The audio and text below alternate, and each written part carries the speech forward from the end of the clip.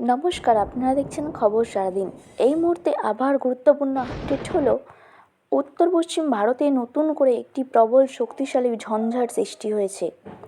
এই পশ্চিমী ঝঞ্ঝা ক্রমশ শক্তি বাড়িয়ে উত্তর পশ্চিম ভাগ অর্থাৎ পাকিস্তান, আফগানিস্তান দিক থেকে ক্রমশ ভারতীয় ভূখণ্ডের দিকে অগ্রসর হচ্ছে, যার প্রভাবে উত্তর ভারতের রাজ্যগুলি উত্তর পশ্চিম ভারতের রাজ্যগুলির ওপর প্রভাব পড়তে চলেছে। এই ঝঞ্ঝার প্রবল প্রভাবে জম্মু কাশ্মীর, হিমাচল প্রদেশ, উত্তরাখণ্ড এর রাজ্যগুলিতে প্রবল তুষারপাত, বৃষ্টিপাতের সতর্কতা জারি রয়েছে।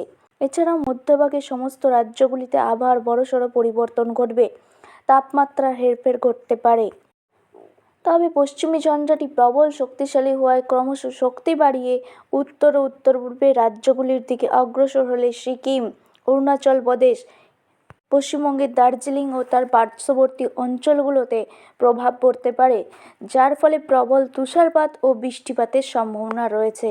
কলকাতা ও তার পার্শ্ববর্তী জায়গাগুলোতে 26শে জানুয়ারি সকালবেলায় হালকা থেকে মাঝারি কুয়াশা দেখা যেতে পারে। এছাড়াও পশ্চিমের জেলাগুলিতেও হালকা থেকে মাঝারি কুয়াশা দেখা যেতে পারে।